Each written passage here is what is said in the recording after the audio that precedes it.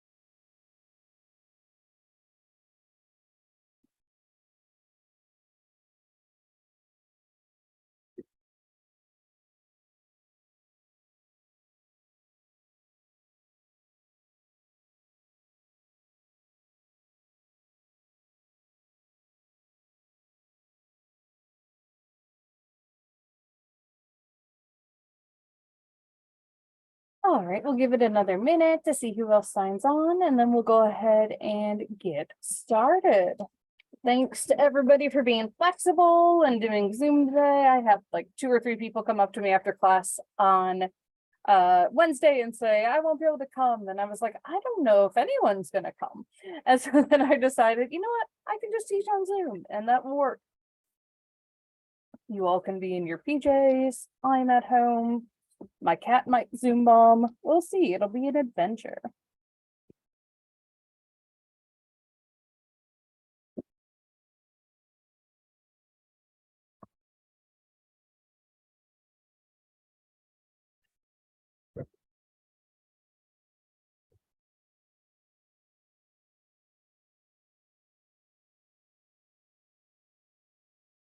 Alrighty, I'm gonna go ahead and get started. So just a couple quick announcements.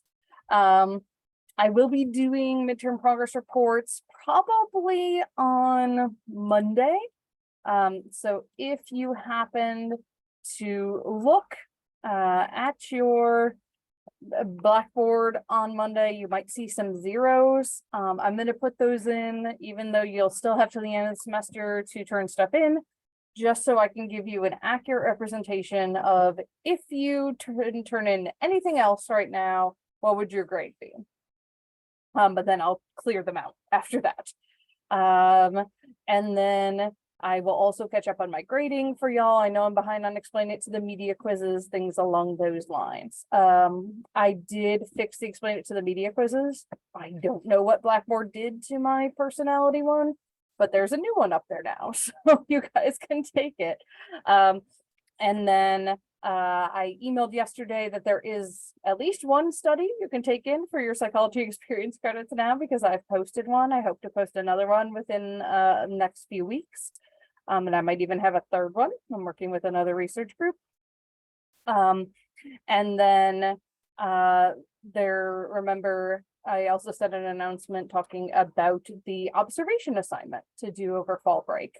And so this is the only assignment you'll have where you are doing it at home, but it's so that you can watch people anywhere you are on break. If you want to, I don't know, go to Mount Trashmore, go to the beach, and sit and watch people and kind of take some notes, so you can answer the questions on that assignment. There you go. Today, feel free to unmute if you have a question. You can use the raise hand feature, or what people often find the easiest is to just type in the chat for Zoom. So definitely feel free to do that as well. At home, I have dual monitors. So if you see me looking over to the side, this is where I have the chat and this is where I have the participant list. So that's all I'm looking at over there. Alrighty, I am going to go ahead and turn on our captions. And the first thing we're going to do today is talk a little bit about cults, because they're a really interesting topic related to persuasion and some of the other things that we've been talking about for our social psychology chapter. So the first one kind of cracked me up because I don't know if anybody's looked at Watch Mojo before. They often do videos about like pop culture things, movies, things along those lines. And they did one about cults. So we're going to go ahead and watch this one.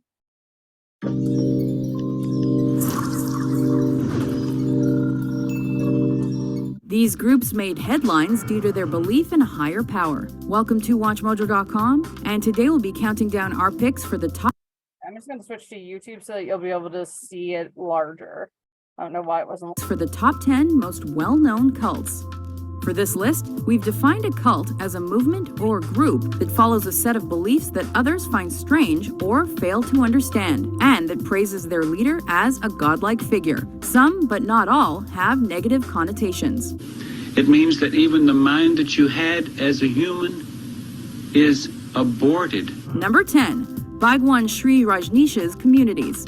Just because he's the sex guru doesn't mean it's all fun and games. This Indian spiritualist built an international following by criticizing more traditional belief systems and for his open outlook on sexuality. He drove around his Oregon-based commune in Rolls-Royces, but things declined when members committed the United States' first bioterrorism attack by infecting salad bars with salmonella in order to swing a local election their way. Number 9. Order of the Solar Temple. Don't join a religion led by a neo-Nazi. Started as an extension of the Knights Templar, the group was led by Belgian Luc Jouret, who claimed to be the Messiah, and sermonized on the approaching end of days that could only be avoided by joining the temple. Eventually, the group allegedly sacrificed a baby, claiming it was the Antichrist, and many members committed suicide in the days that followed. Number 8. The Raelian Movement. Raelism is possibly the world's largest UFO religion. Founded in France in the 70s, this group believes that we're descended from aliens, that overt sexuality is awesome, that cloning leads to reincarnation, and that mind transfer is a thing. They made headlines in 2003 when a member of the group claimed to give birth to the world's first cloned human, but it was eventually revealed as a hoax. Number 7. Heaven's Gate. Take Christianity, add a dash of sci-fi, some UFOs, and what do you get? Heaven's Gate. Leader Marshall Applewhite believed Earth was going to be recycled, and the only way to escape was for their souls to board a spaceship following the Hale-Bopp comet. Despite their stance against suicide, he and 38 followers were found dead dressed identically, wearing armbands that read Heaven's Gate Away Team.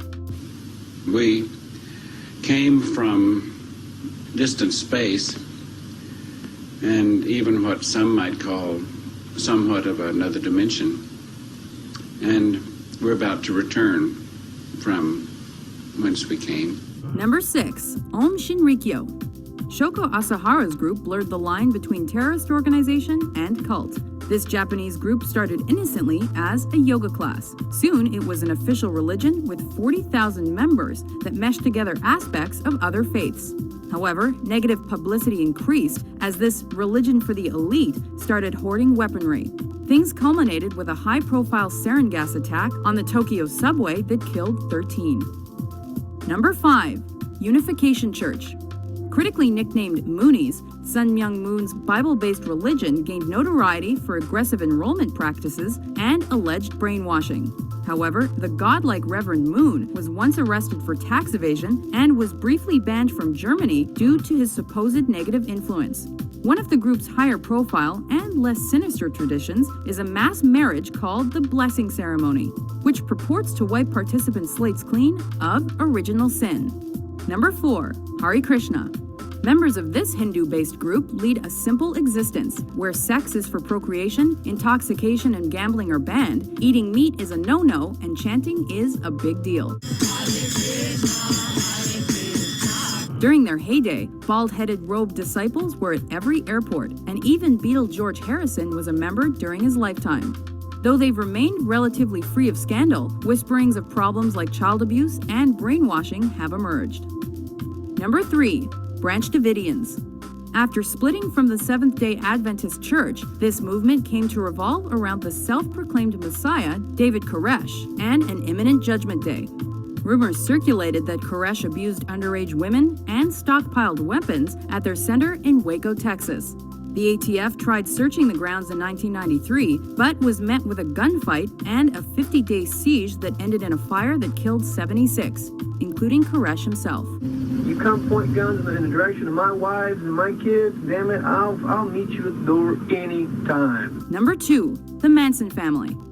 Charles Manson recruited naive hippies during the Summer of Love, and eventually they were living commune-style on a California ranch where free love, drugs, Beatles tunes, and ideas about an apocalyptic race war ruled.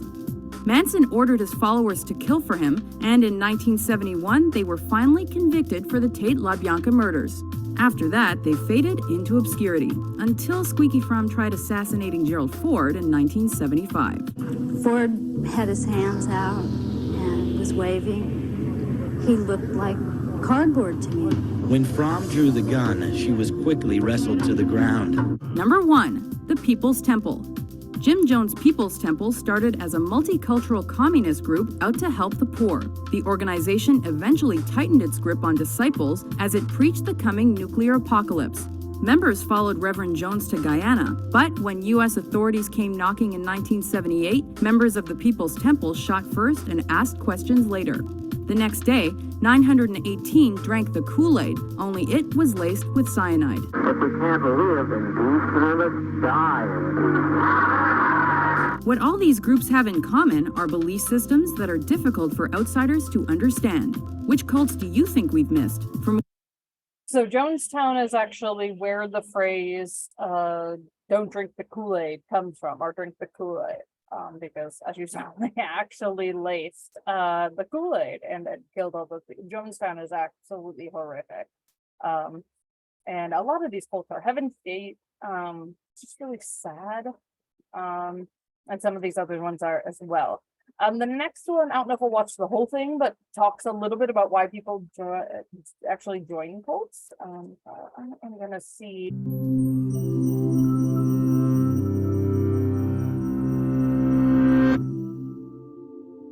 When Reverend Jim Jones founded the People's Temple in 1955, few could have imagined its horrifying end. This progressive religious movement rose in popularity and gained support from some of San Francisco's most prominent politicians.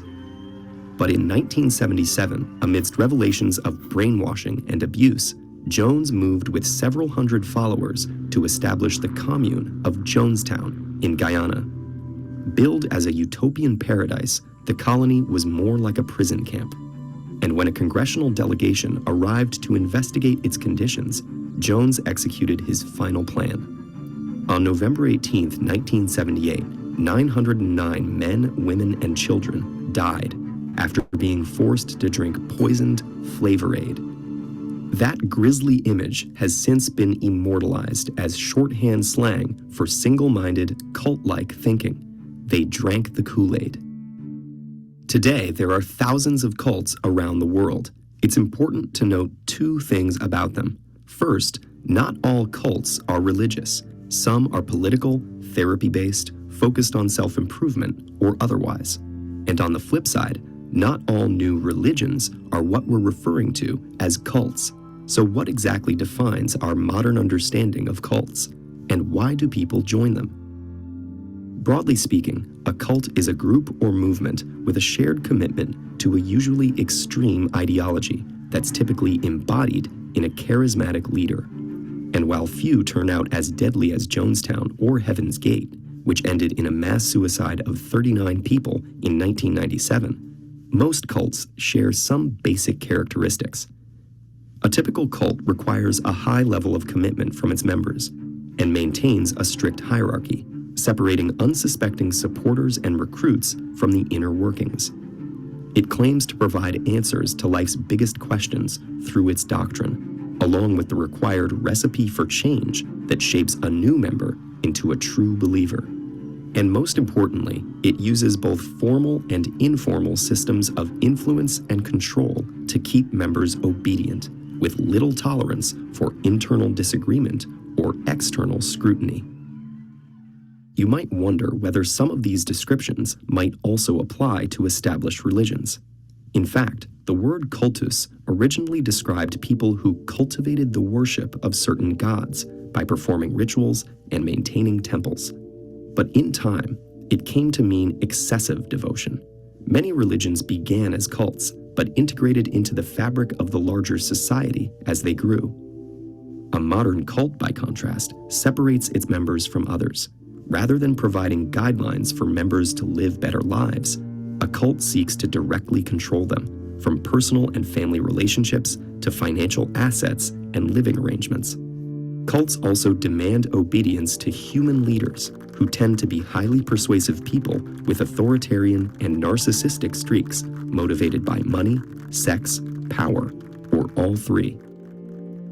While a cult leader uses personal charisma to attract initial followers, further expansion works like a pyramid scheme, with earlier members recruiting new ones. Cults are skilled at knowing whom to target, often focusing on those new to an area or who have recently undergone some personal or professional loss. Loneliness and a desire for meaning make one susceptible to friendly people offering community.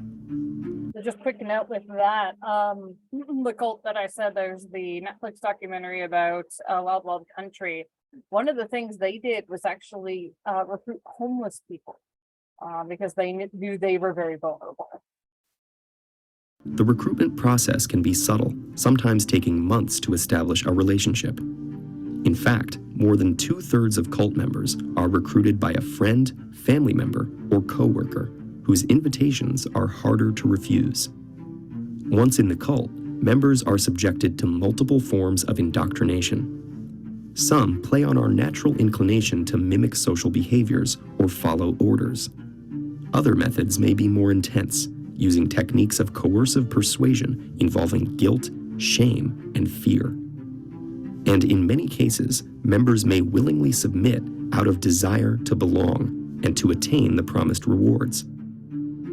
The cult environment discourages critical thinking, making it hard to voice doubts when everyone around you is modeling absolute faith. The resulting internal conflict, known as cognitive dissonance, keeps you trapped, as each compromise makes it more painful to admit you've been deceived. And though most cults don't lead members to their death, they can still be harmful. By denying basic freedoms of thought, speech, and association, cults stunt their members' psychological and emotional growth. A particular problem for children who are deprived of normal developmental activities and milestones. Nevertheless, many cult members eventually find a way out, whether through their own realizations, the help of family and friends, or when the cult falls apart due to external pressure or scandals. Many cults may be hard to identify, and for some, their beliefs, no matter how strange, are protected under religious freedom. But when their practices involve harassment, threats, illegal activities, or abuse, the law can intervene. Believing in something should not come at the cost of your family and friends. And if someone tells you to sacrifice your relationships or morality for the greater good, they're most likely exploiting you for their own.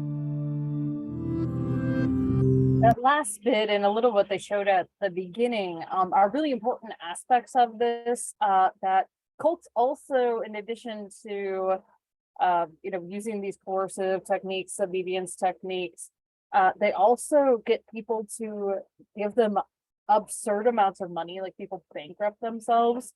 And psychological research shows that, like, if you invest money in something, you feel more obligated to kind of stick it out. This is one of the reasons why gamblers, for example, right, will keep gambling even though they know they shouldn't. It's like, well, I have so much money in it already, I can't just give up now. The next one I'm not going to show all of, but I want to show a little bit of, because this woman is actually talking about how cults affect our brains, which I thought was really interesting.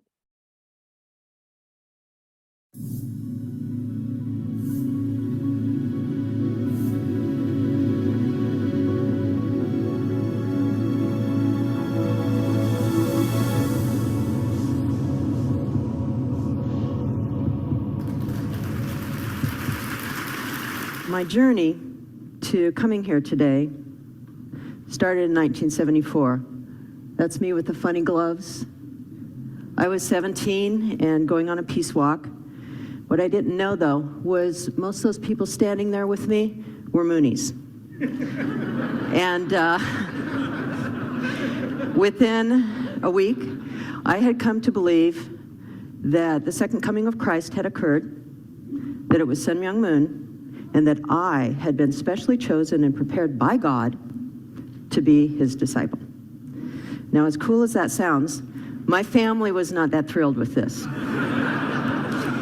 And they tried everything they could to get me out of there. There was an underground railroad of sorts that was going on during those years. Maybe some of you remember it. They were called deprogrammers. And after about 5 long years, my family had me deprogrammed, and I then became a deprogrammer. I started going out on cases, and after about 5 years of doing this, I was arrested for kidnapping. Most of the cases I went out on were called involuntary. What happened was that the family had to get their loved ones some safe place somehow, and so they took them to some safe place, and we would come in and talk to them, usually for about a week. And so after this happened, I decided it was a good time to turn my back on this work. And about 20 years went by.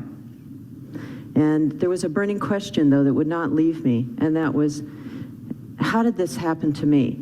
And in fact, what did happen to my brain? Because something did. And so I decided to write a book, a memoir about this decade of my life. And toward the end of writing that book, there was a documentary that came out. It was on Jonestown. And it had a chilling effect on me. These are the dead in Jonestown. About 900 people died that day, most of them taking their own lives. Women gave poison to their babies and watched foam come from their mouths as they died. The top picture is a group of Moonies that have been blessed by their Messiah. Their mates were chosen for them. The bottom picture is Hitler Youth. This is the leg of a suicide bomber. The thing I had to admit to myself with great repulsion was that I get it. I understand how this could happen. I understand how someone's brain, how someone's mind can come to the place where it makes sense. In fact, it would be wrong when your brain is working like that, not to try to save the world through genocide. And so what is this? How does this work? And how I come to view what happened to me is a viral mimetic infection. For those of you who aren't familiar with mimetics, a meme has been defined as an idea that replicates in the human brain and moves from brain to brain like a virus. Much like a virus, the way a virus works is it can infect and do the most damage to someone who has a compromised immune system, right? In 1974, I was young, I was naive, and I was pretty lost in my world. I was really idealistic. These easy ideas to complex questions are very appealing when you are emotionally vulnerable. What happens is that circular logic takes over. Moon is one with God. God is going to fix all the problems in the world. All I have to do is humbly follow, because God is going to stop war and hunger, all these things I wanted to do. All I have to do is humbly follow, because after all, God's the Messiah. He's going to fix all this. It becomes impenetrable. And the most dangerous part of this is that it creates us and them. And I'm going to stop there because that actually will go into some of what we're going to talk about here in a minute. The idea of us versus them. Actually, real quick, I wanted to, let me stop sharing and show you all that, as I predicted, my cat Simba did Zoom bomb us. So this is Simba. He's very sweet. And whenever I'm on Zoom, he thinks all these people are here to see him. So he may sit up at some point and sniff the camera, for which I apologize, because then you'll see up his nose. But I just wanted to hopefully give you all a little smile today. He's in the middle of falling asleep on my notes, so that's why he doesn't want to stay sitting up.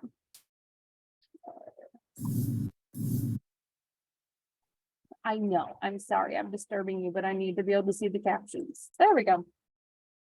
All right, so go ahead and think about some answers, type them in the chat. How would you avoid joining a cult? What are some ways that you could, move away from this type of mind control, this type of idea that would get very into your brain?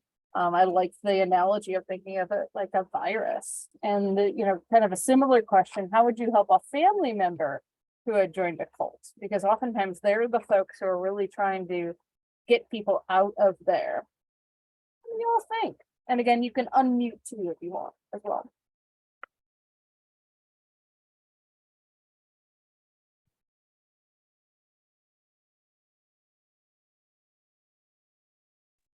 So I actually know someone whose like brother, I think, or something, their family member is like in a cult. I'm not even kidding, like fully in a cult, lives on the compound, like the whole shebang. And the family isn't really doing much right, or as of yet, to get them out, because the family member is still able to come and see them. Oh, that's good, at least.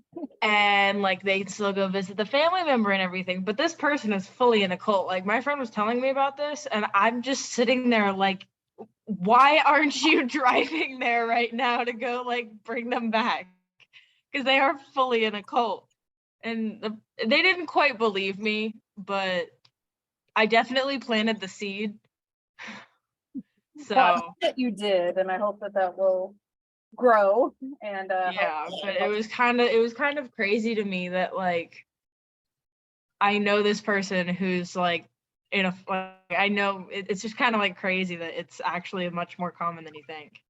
it's so true. Well, and yeah, and as they pointed out, like it doesn't have to be religious, right? It can be one of the documentaries, I think this one's also on HBO Max that I watch. I like, for whatever reason, I think I've told you guys this, like I'm obsessed with watching cult documentaries. It's like true crime for other people. And one of them is called Nexium. And it was essentially like a self-help / MLM / pyramid scheme. And like a lot of the stuff sounding pretty normal. Like, yeah, I want to help myself, right? And then it gets sort of more and more intense as you go up. Scientology is very similar. In the South Park episode is one of the best descriptors of Scientology, but Leah Remini's show is really a hard watch, but a good watch related to that. And in Scientology, one of the beliefs that they have is that people somehow come from this alien race, and particularly from this being called Xenu. And Leah Remini talks about, because she was a Scientologist for a while, and talks about how like when she got to the point, had paid enough money, gone through enough classes to where she had this information revealed, her mom was sitting in the room with her, and she was just like mouthing to her mom, like, like, what is this? But by that point, you're so invested that you have a hard time leaving. And sometimes it takes something big to get folks to leave.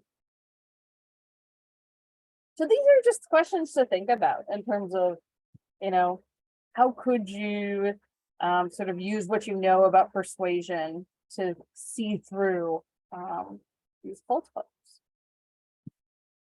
Alrighty, so these are some of the terms that were talked about. So intergroup relations, the idea of an us versus them, right? Group identity. We are the chosen ones. We know these secrets that are going to lead us to a better life. In the Heaven's Gate and the Jonestown cases, I think truly thought they were going to another level, sort of heaven. Heaven's Gate also had some ideas about aliens.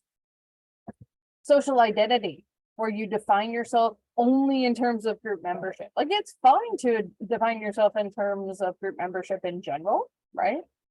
We do that all the time. I'm a member of X team. You know, I am a volunteer for this organization. That's fine. But in cults, one of the things that happens is like that becomes your only identity, right? Even to the point of like excluding your family. And a lot of cults, if your family members are in the cult and they leave, you're no longer allowed to talk to them. So that can be really tough. Social identity theory talks about in groups versus out groups. So we are much more likely to believe and think good things about people who are similar to us or in the same groups as us, as opposed to people who are different than us or in external groups. This is part of the problem with political parties. Obviously, you can see the roots of all the isms like racism in this as well. And that goes into ethnocentrism, which is favoring your own group, and in particular, often your own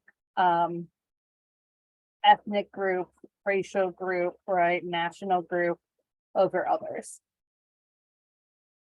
And so social identity can be made up of a whole bunch of different things, right? So it could be something as simple as ethnicity or religion, right? And you can have multiple of these. Relationships, you know, for some people, being a parent is a huge part of their identity. It has become for me, right?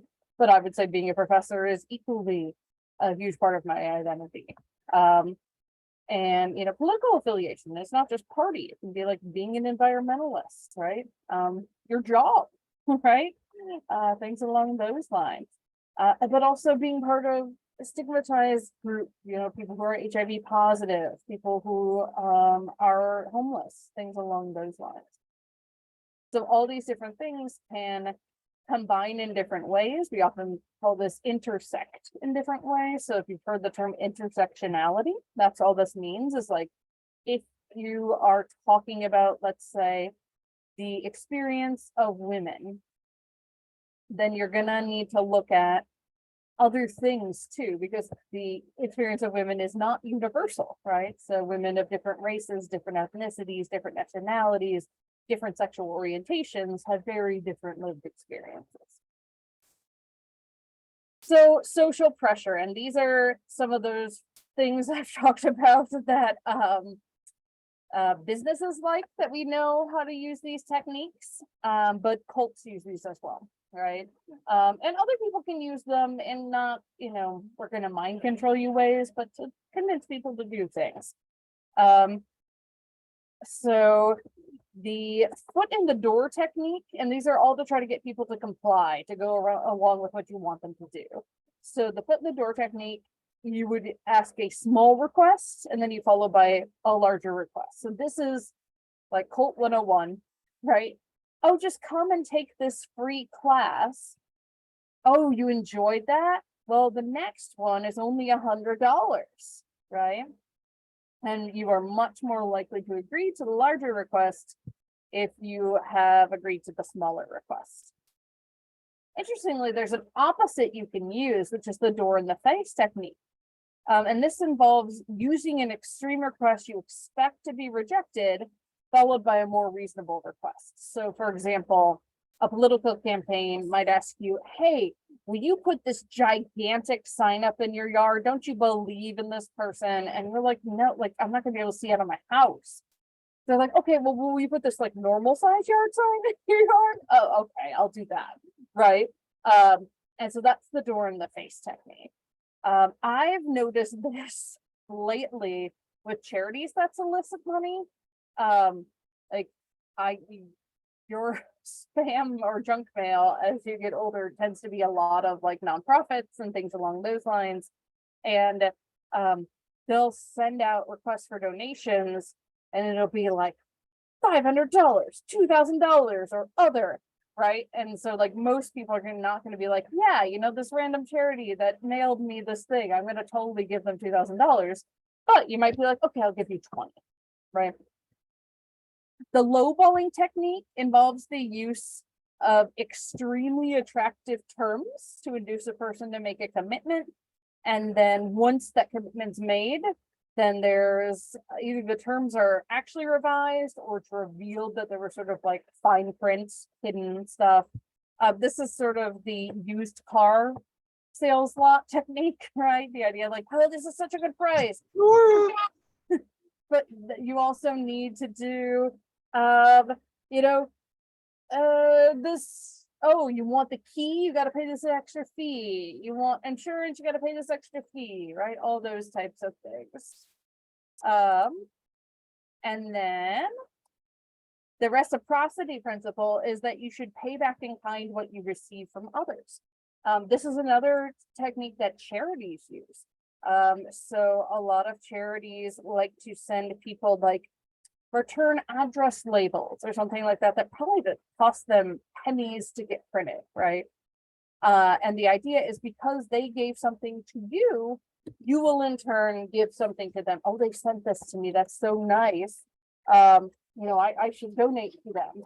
And, you know, and again, if it gets them the type of money they need and they're doing great work, awesome, right? But it's just something that we need to be aware of as people, that these techniques are being used on us, right? And that doesn't make us horrible people if, you know, we're donating to a charity, obviously. But it does mean that, you know, we probably want to be aware of this. So ideas here that we're going to start talking about is self-perception and self-attribution. So these are inferences we draw about our own behaviors. And so we try to come up with, as people, why we do things, right? Like, why did I say that really awkward thing at lunch today, right? Why did I do X, Y, Z? And so Hayter in 1958 developed a model for understanding how we think about personal outcomes. And that involves various dimensions. And the first one is supposed to be internal versus external. I'm thinking this was here we go. Good, I just missed a slide. I was like, was this a victim of conversion to Google Slides? But no, it's here. So internal or external means, internal would be it's caused by my personality, some sort of internal attribute. More and more, this is, you know, something genetically or something about my brain made me do it. And then external attributions would be the situation is affecting me. You know, I was awkward because the person I was talking to was really awkward too, right? Things along that line. Or I really like that person and I have a hard time, you know, being normal around people I have a crush on, something like that. So another example, let's say you get a job you really wanted. If you had an internal self-attribution, you might say, I'm so qualified and they saw that, this is awesome. An external attribution might be, man, I lucked out that there weren't any other good candidates, right? So you can see things going that way. The next is whether the attributes are stable or unstable. So for stable attributions, the cause of behavior isn't going to change over time. It's stable, it's not going to change, it's unchangeable. And stable internal causes of behavior would be things like intelligence, problem solving, but you could also have stable external attributions where you're thinking about things like laws, rules, what your supervisor at your boss says, things along those lines. Unstable attributions are where the cause of the behavior is variable or subject to change. So an unstable internal cause could be something like your mood, your motivation, how tired you are, things along those lines. External unstable attributions could be things like the weather, the social environment, who's around you. And this dimension interacts with that internal one quite a bit, as you saw. Another thing that we look at is whether we feel like we can control them or not. Again, there are certain things that are internal that we feel like we can control. But there are certain things that we just know are internal that we can't, right? Unfortunately, if you have certain diseases, you try to control them as much as you can, but there's not much you can do. We're at that point with dementia still, unfortunately, right? And things like the weather, right? We have no control over it. We are not Storm from the X-Men. And so this is just a nice little flow diagram of how you might look at those in different ways. So a negative event like failing an exam, you might have more of a pessimistic style, in which case you'd be like, oh, it was something from me. So internal stable. I failed the exam because I'm stupid. And then you think there's nothing I can do about it because I'm stupid. And so then this can lead to all kinds of things like feelings of depression, negative thoughts. The optimistic one might be more external unstable. I failed the exam because unusual social pressures at work prevented me from studying. I'll have more time to study in the future. And your negative feelings might be more temporary and you're going to do something about it, right? You're going to come up with a plan for next time. Attributions about other people's behavior can also fall into these internal versus external attributions. Internal would be the other person is doing it because of their dispositions, their traits. It can be their abilities, their feelings, things along those lines. And then external would be we attribute it to the situation. And we're most likely to make any kind of attribution about other people's behavior when people are behaving in unexpected or negative ways. Sort of like, what's up with them? And then we're going to try to figure out why. When events are personally relevant, they've done something that affects us, right? Like, what the heck, man? And when we're suspicious about why they're doing something, suspicious about others' motives, right?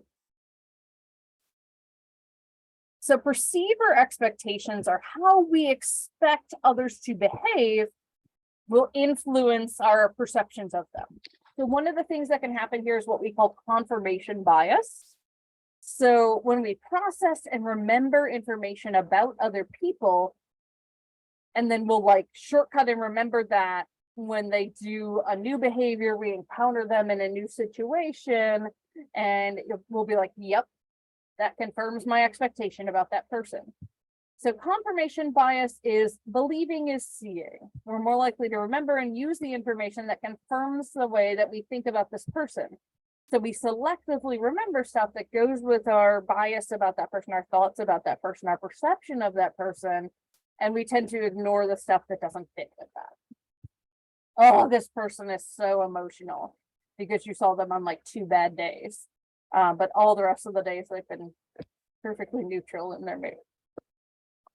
Self-fulfilling prophecies are when expectations about a person can cause that person to behave in ways that confirm those expectations. And so there's 3 steps involved in these. The perceiver has an initial impression of that person, and then the perceiver changes their behavior towards that person in a manner related to their impression. And then the target person is adjusting their behavior to fit our expectation, often without realizing it. And often the perceiver doesn't realize that they're communicating these messages as well. And that's going to confirm the perceiver's impression of person. And so the next slide gives an example, where you perceive someone as really funny. So you ask them, oh, like, tell this joke again, tell this story again, and you laugh. And so the other person's going to like tell stories more often. One of the really sad examples of this is there was a study they did where they randomly assigned kids to classrooms, and they told one set of teachers, these are the kids who need some remedial help. These are the kids who are not that bright. And they told the other set of teachers, these are the kids who are gifted and really bright. And what they found is that even though the kids didn't differ initially in any of like their test scores or intelligence or anything like that, the kids whose teachers believed they were the ones who needed more help, the ones who were remedial, the ones who other people might label as stupid, actually did worse academically. probably largely because they were treated as if they were not intelligent.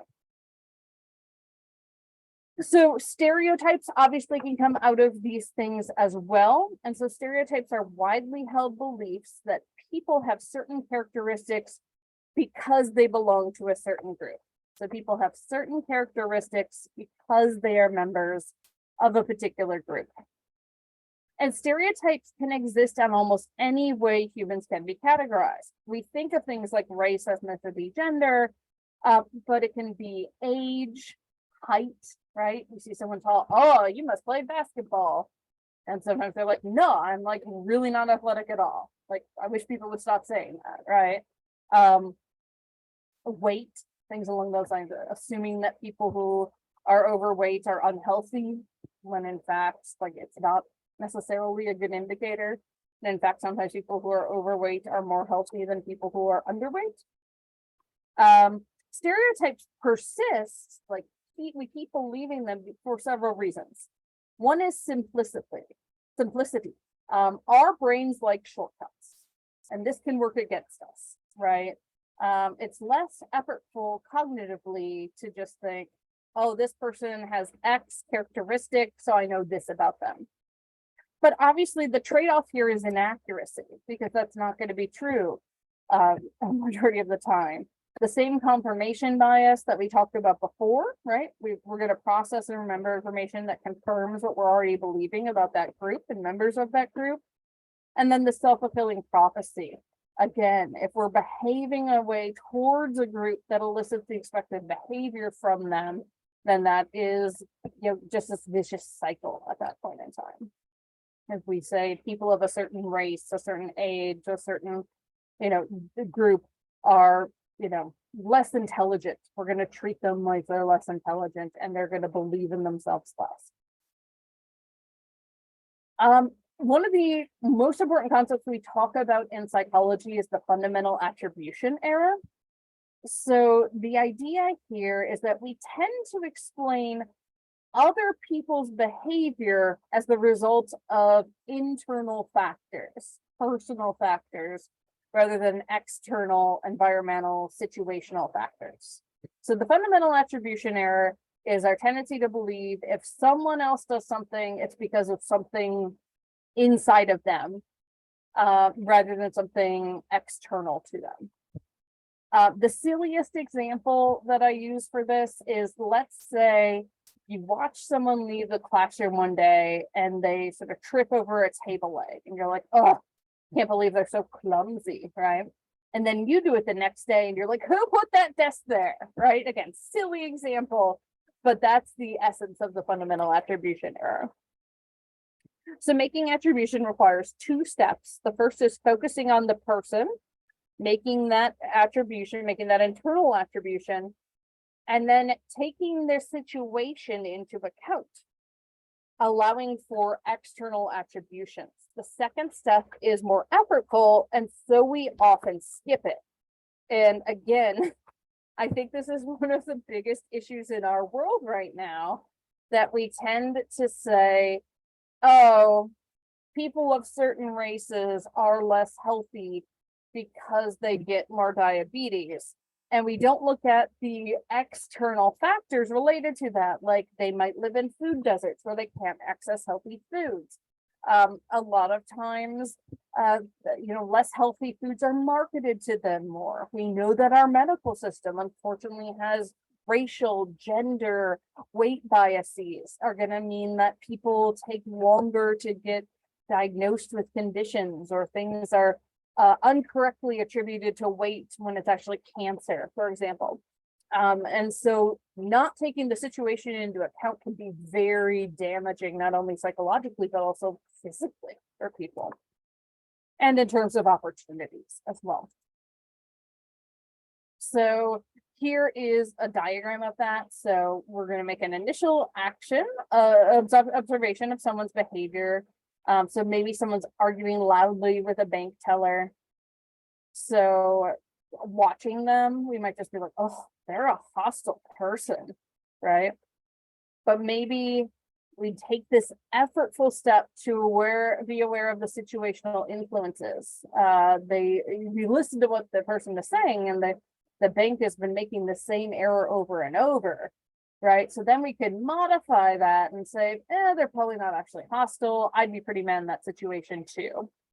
And what happens with the fundamental attribution error, because it takes more effort, we don't do these last two steps. We just stop it here. And obviously that could lead to a lot of incorrect assumptions. So here's another little diagram of this, the idea that the actor tends to give external situational explanations of their own behavior. So I'm late because other people keep asking me to help them with other stuff. But then when we look at somebody else, we say, oh, well, she's late because she can't concentrate on her own responsibilities, right? So it's always like someone else's fault, or, you know, we try to downplay it for ourselves, and we don't necessarily give the other people around us the same benefit of the doubt. And again, this is one of the reasons why I myself really adjusted a lot of my policies during the pandemic, because I realized the vast majority of the time when my students are not getting things in on time, it's not that y'all are slacking, you just have other stuff coming up in your lives, right? And so I realized I needed to do away with this fundamental attribution error, be a more kind and supportive professor, and give you all a lot more flexibility. All righty, well, thank you all for joining me on Zoom today. I will try to get the updated videos for the week posted. When we come back on Wednesday, we have about 2 more pages of notes worth of slides. And then we'll do our Jeopardy review. And on Friday, so a week from today, I'll distribute exam 2 in class.